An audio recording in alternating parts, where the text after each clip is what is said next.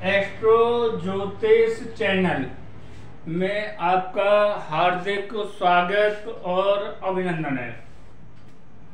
आइए मित्रों, ज्योतिष के संबंध में कुछ चर्चा करें।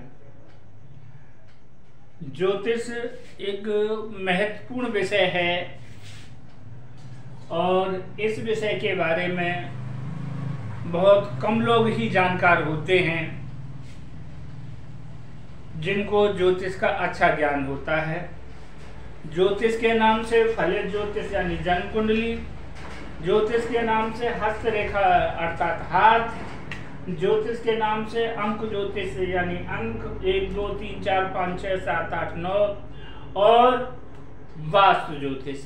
इस तरह से 4 ज्योतिष के बारे में लोग जानकारी रखते हैं और चारों ज्योतिष लोगों के लिए बहुत महत्वपूर्ण होती है।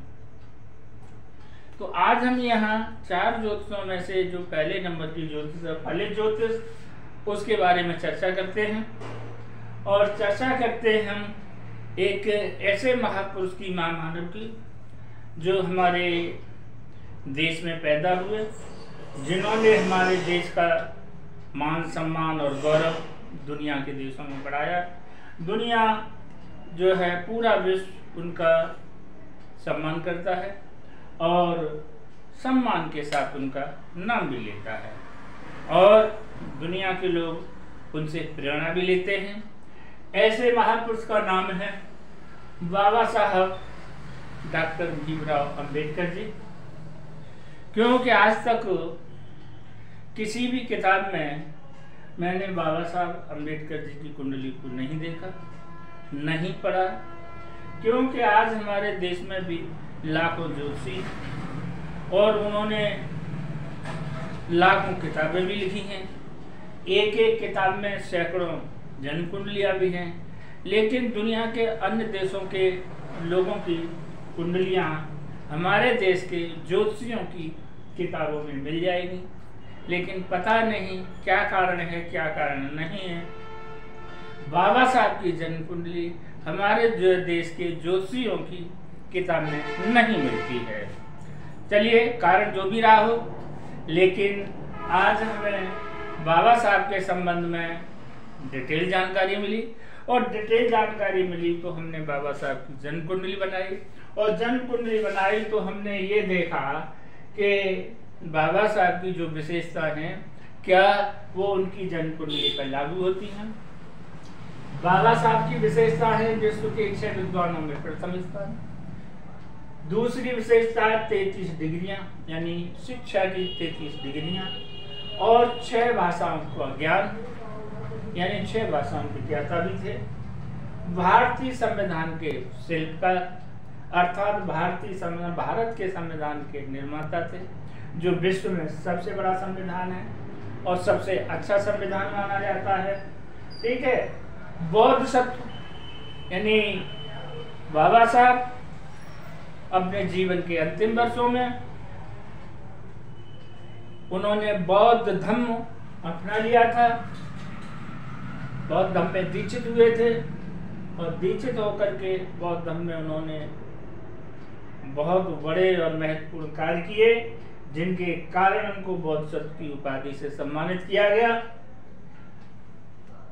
उनको भारत का संविधान लिखने के कारण, महान विद्वान होने के कारण, शिक्षा में सर्वश्रेष्ठ होने के कारण उन्हें भारत रत्न की उपाधि से सम्मानित किया गया। उन्हें विश्व रत्न से सम्मानित किया गया, जो ऊपर उनकी विशेषता है उनके कारण विश्व रत्न से सम्मानित किया गया।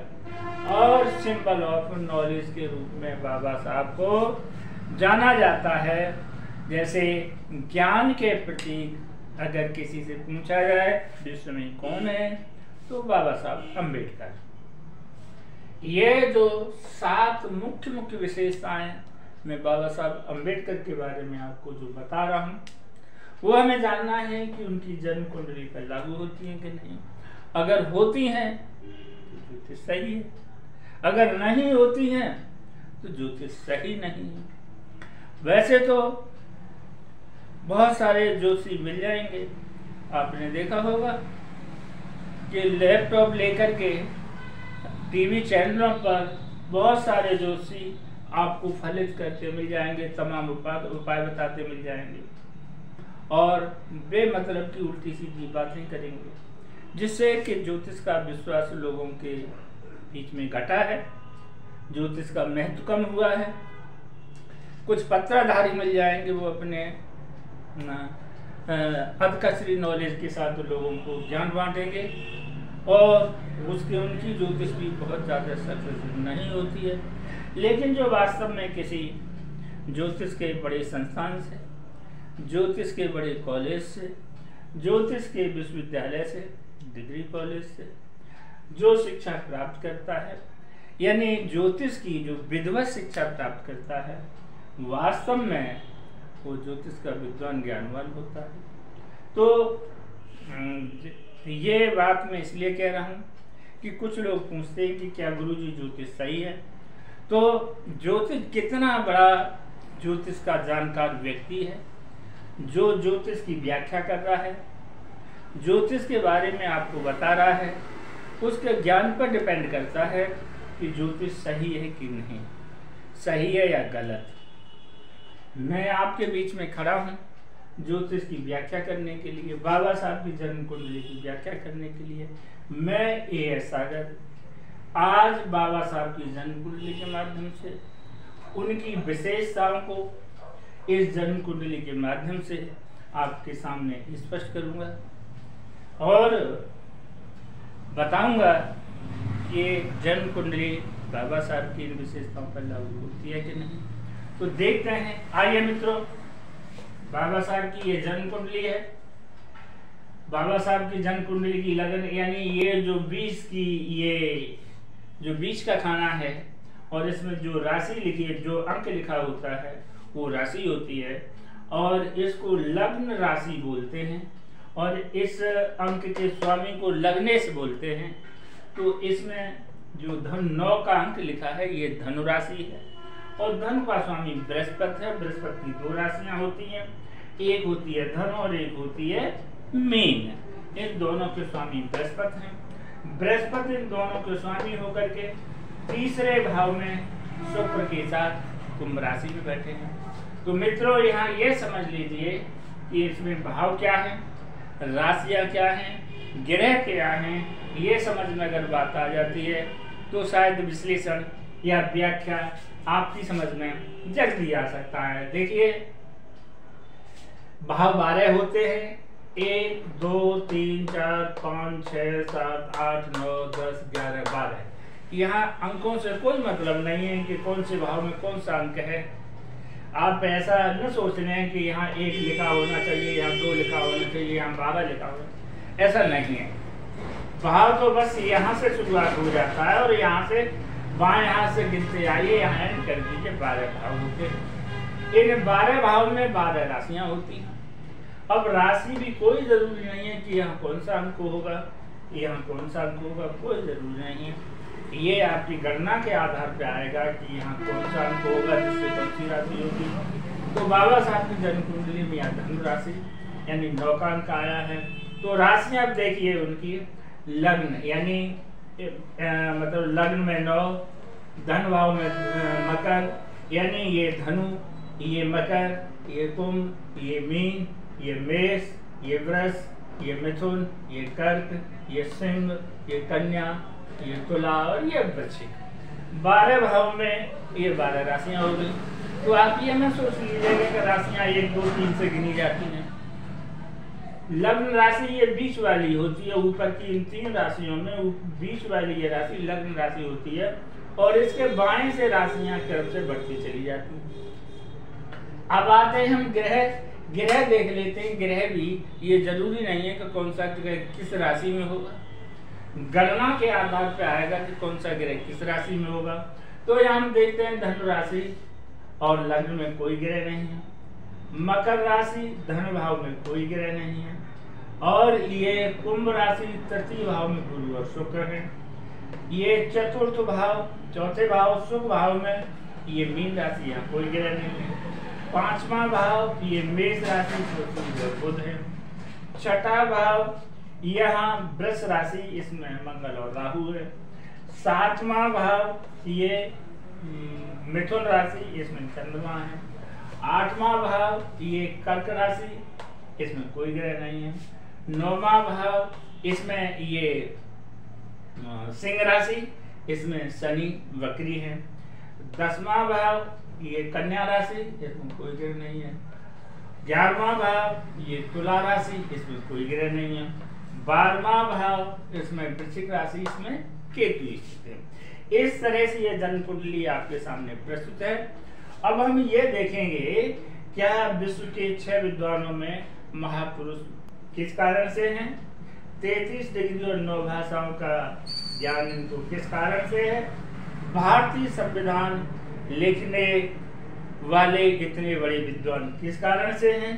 ठीक है, ये चीजें देखेंगे। तो यहाँ हम सबसे पहले यानी शिक्षा देखते हैं, और शिक्षा होती है 5वें भाव से। 5वां भाव आप ये देखेंगे जिसमें एक लिखा हुआ है, सूर्य और बुध बैठे हुए हैं। बैठने का मतलब स्थित है यानी लिखे हुए। ये सूर्य और बुध स्थित है, मेष राशि है, ये 5वां भाव है।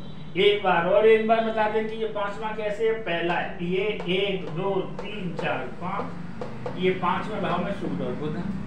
तो मित्रों अब आप ये समझ गए होंगे कि कुंडली कैसे, पहले तो देखते कैसे, ग्रह कैसे कहाँ स्थित होते हैं, राशियां कैसे स्थित होती हैं, भाव कैसे स्थित होते हैं, कुंडली में कितने भाव, कितनी राशियां, कितने ग्रह होते हैं, ये मैंने आपको स्पष्ट कर दिया। अब मैं स्पष्ट जो 3 बातें अभी मैंने बताई थी वो आपके बीच में स्पष्ट कर रहा हूँ। तो देखिए मित्रों, एक बात आप समझ लिए, ग्रहों के बलाबल के ऊपर किसी ग्रह का शुभ और अशुभ फल होता है। भाव के बलाबल के ऊपर मतलब भाव का शुभ और अशुभ फल होता है। राशि के भाव के आधार पर मतलब जो है राशि का फल होता है। तो हम यहाँ देखते हैं कि सूर्य बुध मेष राशि में 5म भाव में है। 5म भाव शिक्षा का है, और जब शिक्षा का 5म भाव है और सूर्य उच्च के हैं, आप ये समझ लीजिए कि सूर्य का गुण क्या है। कहने का मतलब वो सूर्य किन किन चीजों के कारण है। सूर्य श्रेष्ठता के कारण है, सूर्य विस्तार के कारण है, सूर्य बड़प्पन के कारण है, सूर्य योग्यता के कारण है, सूर्य महानता के कारक हैं। ये जो मुख्य बातें जो हैं, वैसे और भी कारक हैं। अब मैं शरीर के अंगों से यहाँ परिचय नहीं कराना चाहता आपको, और चीज़ों से नहीं, जिनका मैं यहाँ विश्लेषण कर रहा हूँ, मैं उन कारकों की बात कर रहा हूँ। तो यहाँ पर सूर्य जो है मेष राशि में यानी उच्च के हैं। उच्च ग्रह अपने फलों को बहुत उच्च कर देता है, विस्तार कर देता है। फल क्या है कि शिक्षा के भाव में सूर्य उच्च के हैं, तो निश्चित तौर से शिक्षा उनकी उच्च होगी, उच्च से भी उच्च होगी। ये पहली बात। सूर्य मेष के हैं शिक्षा भाव में, ठीक है, उच्च के होने के कारण शिक्षा उनकी उच्च। दूसरी चीज, यहाँ जो बुध हैं, बुध भी उच्च के सूर्य के साथ होकर के, स्थित होकर के, बैठ करके एक योग है, एक बड़ा योग है। और ये जो है बुध 5म भाव में शिक्षा का कारक होता है। तो 5म भाव में शिक्षा का कारक उच्च के सूर्य के साथ बुध आदित्य योग बनाते हुए शिक्षा में श्रेष्ठ से श्रेष्ठतम बाबा साहब को ये भाव, ये मेष राशि, ये दोनों ग्रह बना रहे हैं। सूर्य बुध मेष राशि के 5म भाव में होने के कारण बाबा साहब विश्व के 6 विद्वानों में नंबर 1, भारतीय संविधान के निर्माता, 33 डिग्रियां और 9 भाषाओं के ज्ञाता। ये चीज, ये 5म भाव भी अकेला दे रहा है। लेकिन हम कहें, आप पूछ सकते हैं फिर भारत रत्न कैसे बने।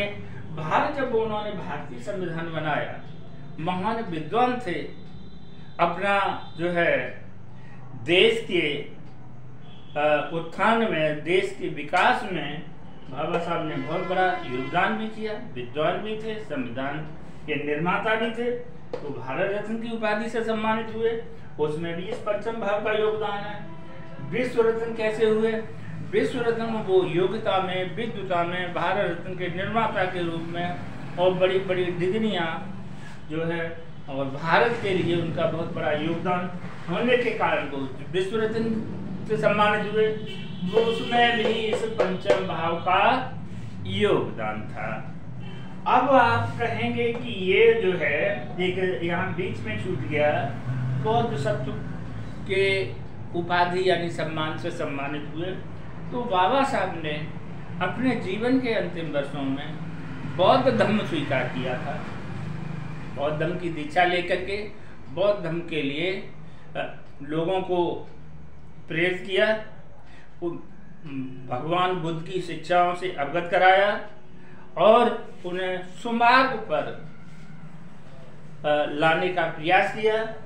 इसके कारण चलते हुए बाबा साहब को बौद्ध सत्व की उपाधि से सम्मानित किया गया। अब आप कहेंगे कि क्या ऐसा भी कोई योग है जिसके कारण बाबा साहब ने अपने जीवन के अंतिम वर्षों में बौद्ध धर्म स्वीकार किया हो? तो हाँ, ऐसा योग है। देखिए, ये नवम भाव है जिसमें 5 लिखा हुआ है, सिंह राशि है। यहाँ शनि विराजमान है यानी स्थित हैं, वक्री हैं, और नवम से नवम 1 2 3 4 5 6 7 8 9 इससे ये भाग्य भाव है और इससे ये भाग्य भाव है। तो अब कुल मिलाकर के नवम भाव जिसमें सिंह राशि है, शनि स्थित हैं, तो नवम भाव नंबर 1 भाग्य का होता है, नंबर 2 पिता का होता है, और नंबर 3 धर्म का होता है कि उसकी किस धर्म में मान्यता विशेषता है।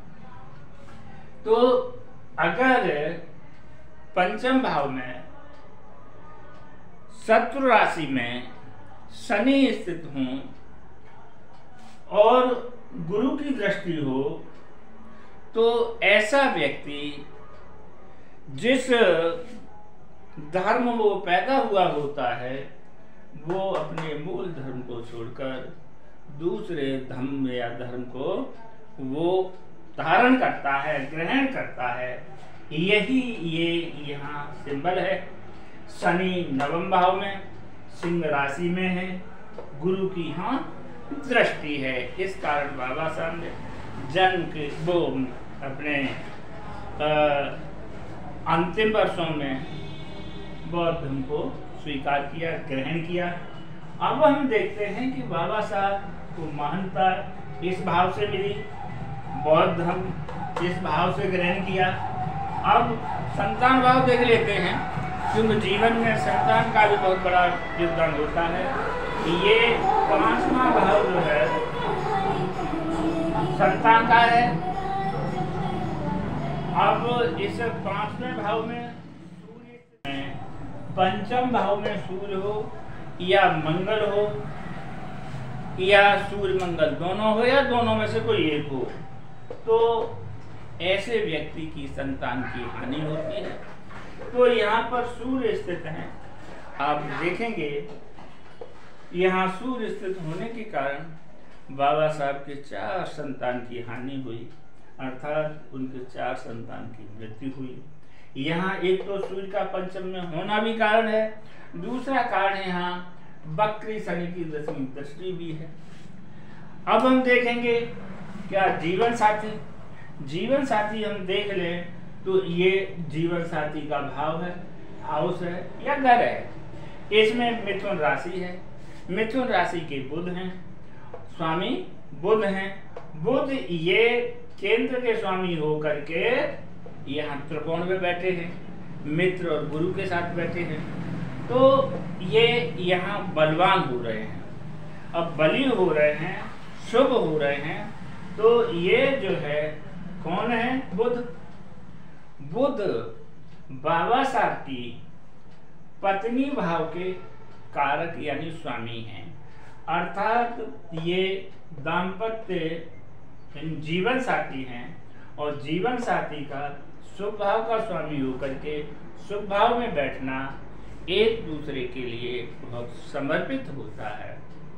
तो हम ये कह सकते हैं कि बाबा साहब की जीवन साथी माता रमाबाई बाबा साहब के लिए बहुत ही महत्वपूर्ण थी। उनके जीवन में बहुत बड़ा योगदान था। माता रमाबाई ने बाबा साहब को बहुत बड़ा योगदान दिया और अपने जीवन भर उनको समर्पित रही।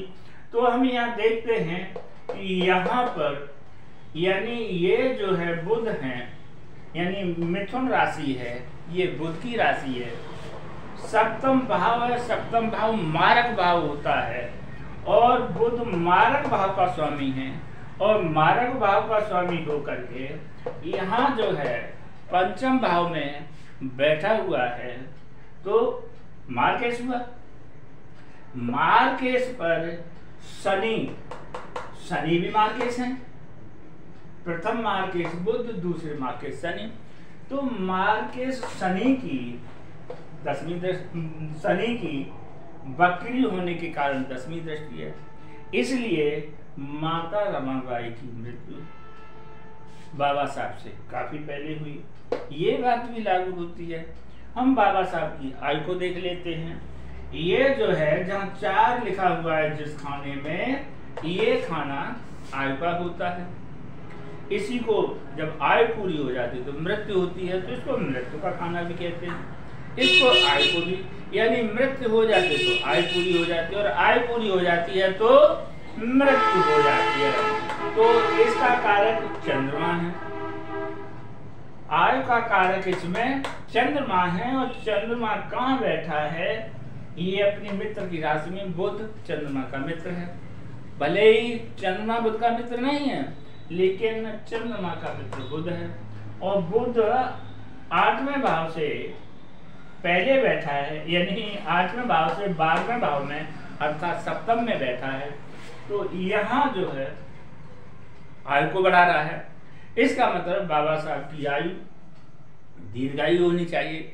दीर्घायु का मतलब है कि 64 से अधिक होनी चाहिए, यानी 0 से 32 वर्ष तक अल्पायु होती है, 32 वर्ष से 64 वर्ष तक मध्यायु होती है और 64 वर्ष से 100 वर्ष तक दीर्घायु होती है। तो 64 से तो बाबा साहब की आयु ही थी, इसलिए बाबा साहब दीर्घायु भी हुई। यहाँ ये भी बात सिद्ध हो जाती है। अब हम देखते हैं कि बाबा साहब महान राजनीतिक और समाज सुधारक। तो देखिए गुरु का स्थान इस मामले में राजनीति में बहुत जबरदस्त है, सामाजिक स्तर में बहुत जबरदस्त है और शुक्र भी राजनीति और सामाजिक में इनका भी बहुत योगदान होता है। तो ये दोनों ग्रह गुरु और शुक्र एक साथ तृतीय भाव यानी उपचय भाव में होना और उपचय भाव में होना यानी गुरु लग्नेश हैं तो शुक्र लावेश हैं और इन दोनों का इस भाव में ये क्या है भाव, मतलब तीसरा ये जनमत का भाव है, ये पब्लिक का भाव है। इस भाव में बैठना, पब्लिक के लिए काम करना, पब्लिक को समर्पित होना, ये दोनों ग्रह ये बाबा साहब के लिए दर्शाते हैं। तो मित्रों, इसलिए बाबा साहब एक बहुत बड़े समाज सुधारक, एक बहुत बड़े देशभक्त, एक बहुत बड़े राजनेता थे। हर क्षेत्र में वो विद्वान थे, पारंगत थे।